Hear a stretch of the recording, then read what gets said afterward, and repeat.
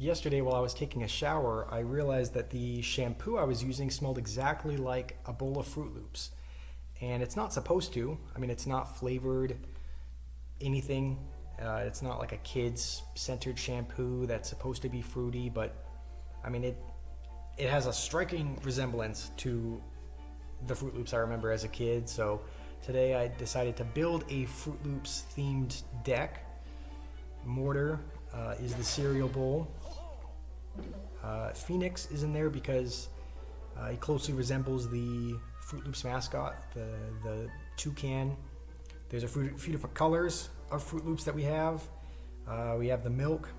Mini Pekka is the spoon, which is kind of a stretch, but I figured because he's made of all metal and he's holding a spatula, which is another utensil, and he likes eating pancakes, which is another breakfast food, I figured it was the card that most closely resembled that.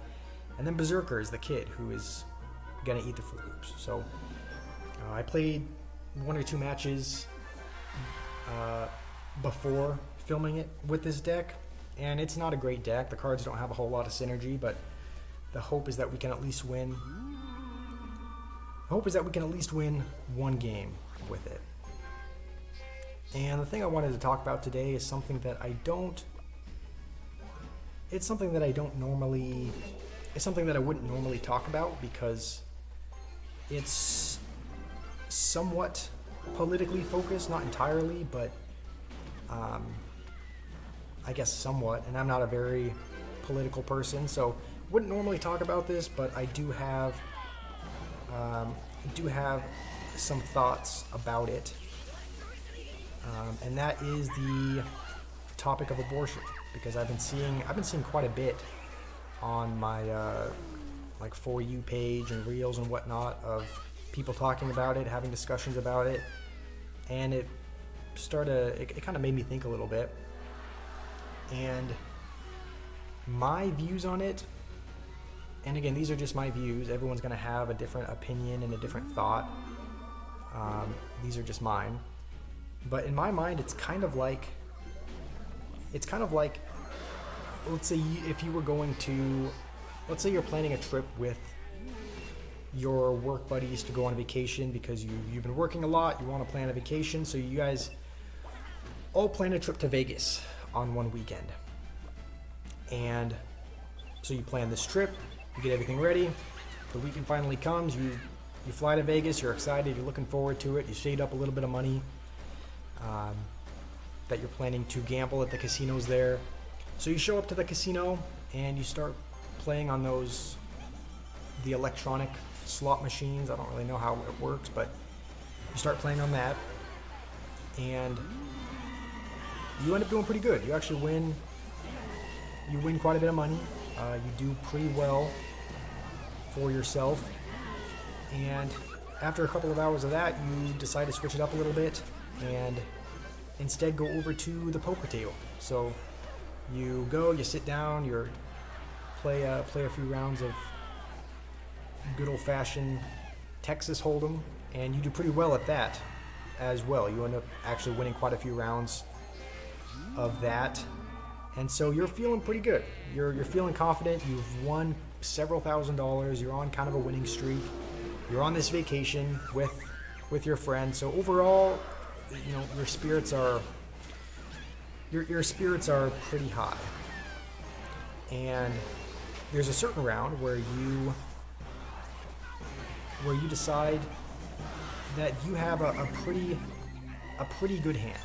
You're feeling good about the cards that you have, and as the cards start kind of coming onto the table, you realize you have a really, really good chance of winning this hand, and you're feeling good. You've had kind of a winning streak, so you decide to go all in. You put all of your poker chips on the table. You bet everything that you've saved up until that trip, everything that you've won up until that trip, and it's you and this one other guy, and you end up showing your hand.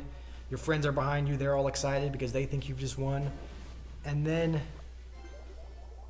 your opponent reveals their hand, and it turns out they have an even better hand. So they ended up winning everything. You've just lost everything that you gambled.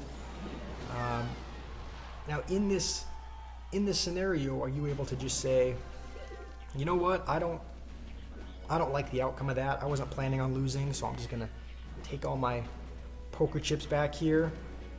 Obviously, you can't do that. I don't know exactly what would happen, but I would assume you would get arrested or they would do something, because you're not allowed to do that. After you bet, after you gamble, and after you lose, that's it.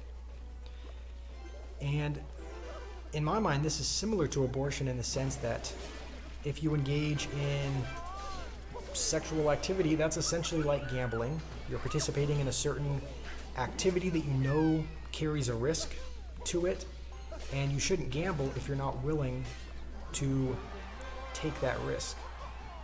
Having a good hand might be like the equivalent of using birth control or using protection. The odds may be in your favor, but the chances are never zero that a certain outcome won't happen. And so, in my mind, if you do a certain thing knowing that there's a possible consequence, you can't just get out of the consequence just because you weren't planning on it or you didn't like the outcome. And so that's kind of my thought on it. And one of the other things that goes along with that is a lot of people justify it because the baby isn't fully developed yet, and so they seem to think that human development is kind of an indicator of value, and in my mind that's not really true. I don't think that the stage of human development really matters. And another thing is, a lot of people say it's my body, so I get to choose what I do with it. But in my mind, that's not true. It's just another body inside of you that you're growing, but it has its own DNA, it has its own brain waves. So I guess all I'm saying is I think human life is valuable, and I don't think that the justifications for abortion really make sense logically. So anyway, that's the only thought I've had. And again, those are just my thoughts. If you have different thoughts or opinions, that's totally okay. Everyone's gonna have a different view on it, but I just think that we should value and treasure things instead of simply thinking of ourselves. So, as you go about your day to day, just try to look outward a little bit. Don't try to look at what you want or what's most convenient for you.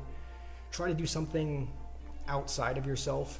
Try to maybe serve somebody else or do something that you might not want to do, but that benefits someone else, because I think that's ultimately where a lot of happiness and fulfillment comes from. And once we start looking at ourselves and just thinking of our own best interests, then that's kind of when things start to crumble. So I hope you have a wonderful day today, and I will see you in the next video.